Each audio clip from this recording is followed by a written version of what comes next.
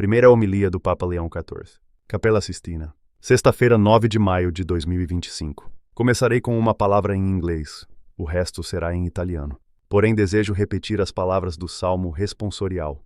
Cantai ao Senhor um cântico novo, pelas maravilhas que Ele operou. E, na verdade, não só comigo, mas com todos nós. Caros irmãos cardeais, enquanto celebramos nesta manhã, convido-vos a reconhecer as maravilhas que o Senhor fez, as bênçãos que o Senhor continua a derramar a todos nós através do ministério de Pedro. Vós chamastes-me a carregar esta cruz e a ser abençoado com esta missão.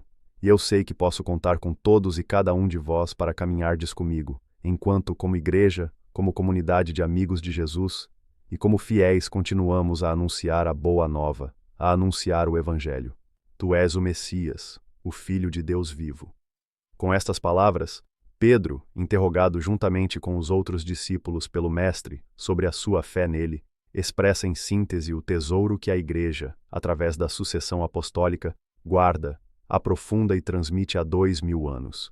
Jesus é o Messias, o Filho do Deus vivo, ou seja, o único Salvador que revela o rosto do Pai. Nele, para se tornar próximo e acessível aos homens, Deus revelou-se nos olhos confiantes de uma criança, na mente viva de um jovem, na fisionomia madura de um homem, até aparecer aos seus, após a ressurreição, com o seu corpo glorioso. Mostrou-nos assim um modelo de humanidade santa que todos podemos imitar, juntamente com a promessa de um destino eterno, que ultrapassa todos os nossos limites e capacidades. Na sua resposta, Pedro compreende ambas as coisas: o dom de Deus e o caminho a percorrer para se deixar transformar, dimensões inseparáveis da salvação, confiadas à Igreja para que as anuncie a bem da humanidade.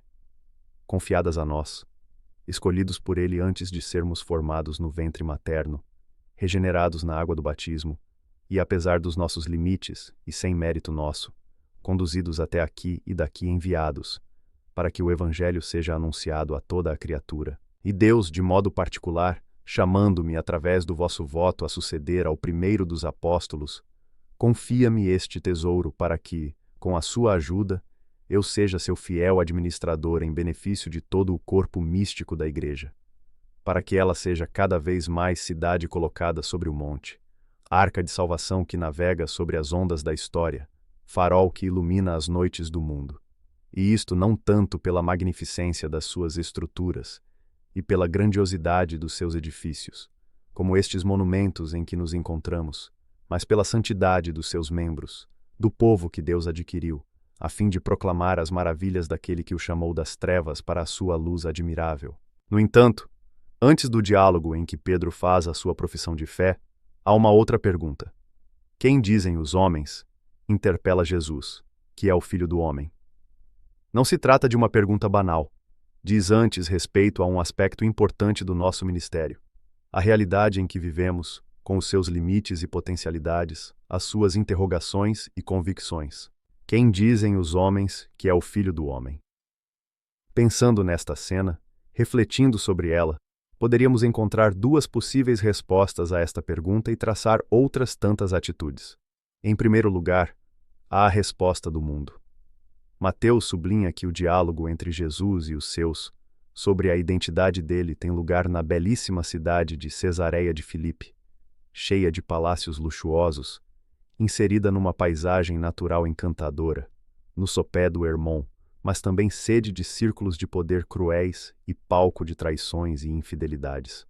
Esta imagem fala-nos de um mundo que considera Jesus uma pessoa totalmente desprovida de importância, quando muito uma personagem curiosa, capaz de suscitar admiração com a sua maneira invulgar de falar e agir.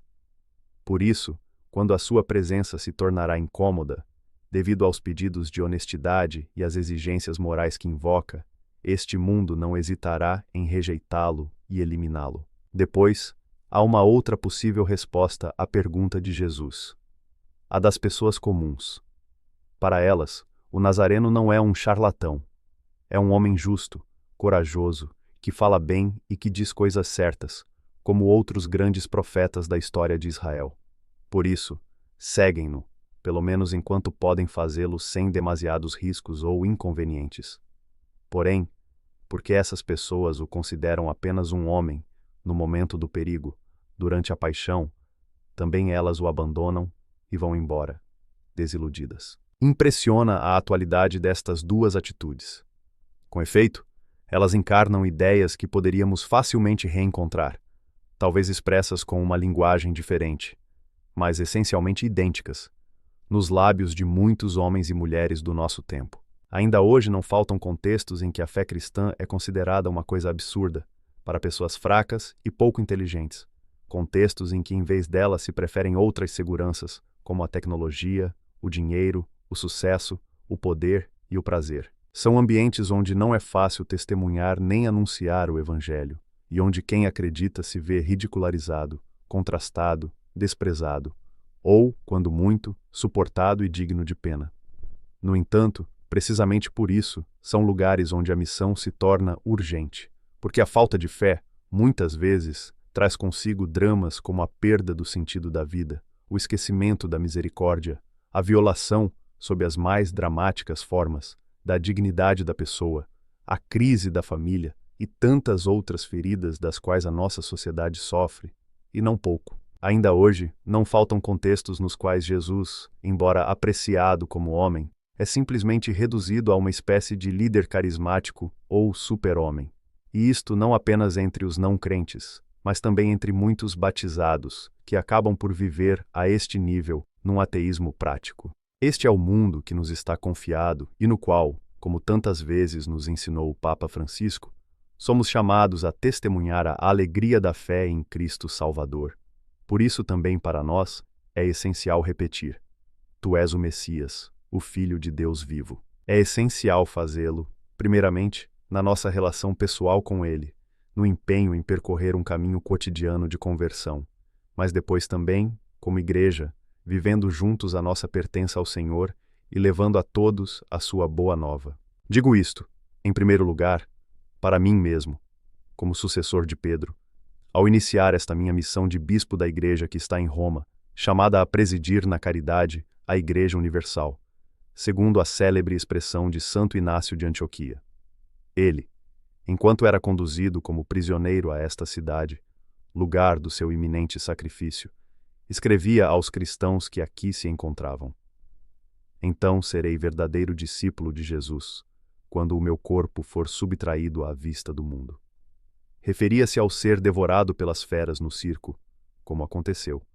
Porém, as suas palavras recordam, num sentido mais amplo, um compromisso irrenunciável para quem, na Igreja, exerce um ministério de autoridade. Desaparecer para que Cristo permaneça, fazer-se pequeno para que Ele seja conhecido e glorificado, gastar-se até ao limite para que a ninguém falte a oportunidade de o conhecer e amar. Que Deus me dê esta graça, hoje e sempre, com a ajuda da terna intercessão de Maria, Mãe da Igreja.